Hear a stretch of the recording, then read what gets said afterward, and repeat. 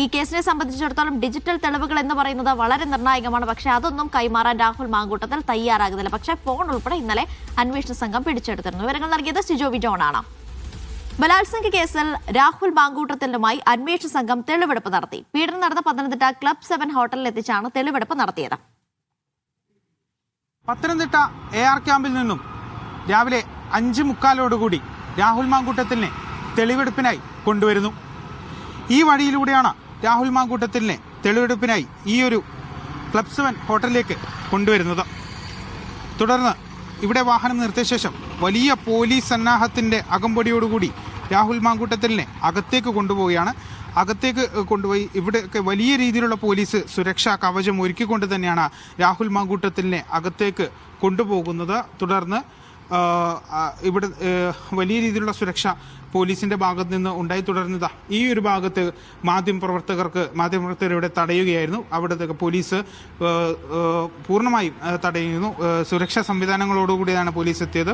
അതായത് ജാക്കറ്റും അതുപോലെയുള്ള മറ്റ് വടികളും കാര്യങ്ങളും ഒക്കെ തന്നെ ഒരു പ്രതിഷേധം കണക്കിലെടുത്തുകൊണ്ട് തന്നെ വലിയ സുരക്ഷാ സംവിധാനമാണ് പോലീസിന്റെ ഭാഗത്ത് നിന്ന് ഒരുക്കിയിട്ടുണ്ടായിരുന്നത്. ഇവിടെ മാധ്യമപ്രവർത്തകരെ തടയുകയായിരുന്നു. തുടർന്ന് രാഹുൽ മാങ്കൂട്ടത്തിലിനെയും കൊണ്ട് SIT സംഘം ഈ ലിഫ്റ്റിലേക്ക് കയറുകയാണ്.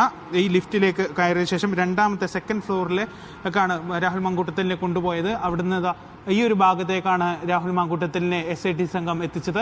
ഇവിടെ നിന്നാണ് തെളിവെടുപ്പ് നടത്തിയത്. ഈ ഒരു ഭാഗത്തുള്ള റൂമിൽ നിന്നാണ് ആ ഒരു സംഭവം ഉണ്ടായതെന്നാണ് മൊഴിപ്രകാരം മനസ്സിലാക്കുന്നത്. അതുകൊണ്ട് തന്നെ ഈ ഭാഗത്ത് നിന്നാണ് തെളിവെടുപ്പ് നടത്തിയത്. 20 മിനിറ്റോളം ഏകദേശം 5:45 പുറപ്പെട്ട വാഹനം 6:30 ഈ തിരുവല്ലയിലെ ഈ ക്ലബ് 7 ഹോട്ടലിന് മുന്നിലേക്ക് എത്തിയത്. അവിടെ നിന്ന് ഏകദേശം ഇറക്കി ഒരു 1-2 മിനിറ്റോടുകൂടി അത്രയും പോലീസ് പ്രൊട്ടക്ഷനുണ്ട്. അതുപോലെ തന്നെ തള്ളിക്കയറ്റമുണ്ട്. അത്തരത്തിലുള്ള പ്രതിഷേധങ്ങൾ തള്ളിക്കയറ്റമുണ്ട് എന്നുള്ളത് കൊണ്ട് തന്നെ വളരെ പതുക്കെയാണ് അകത്തേക്ക് കൊണ്ടുവരാൻ സാധിച്ചത്. അങ്ങനെ ലിഫ്റ്റിൽ കയറ്റി നേരെ തെളിവെടുപ്പ് പൂർത്തിയാക്കി. 20 മിനിറ്റ് ശേഷം ഏകദേശം 6:50 തിരിച്ചിറക്കുന്നു.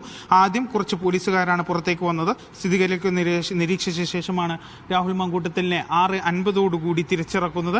തിരിച്ചിറക്കിയ ശേഷം അദ്ദേഹത്തോട് മാധ്യമപ്രവർത്തകർ ചോദ്യങ്ങൾ ചോദിക്കുന്നുണ്ട്. ഈ പ്രദർശന വസ്തുവാക്കുവാണോ എന്നൊക്കെ രീതിയിലുള്ള ചോദ്യങ്ങളാണ് മാധ്യമപ്രവർത്തകർ രാഹുൽ മാങ്കൂട്ടത്തിലിനോട് ചോദിക്കുന്നത്.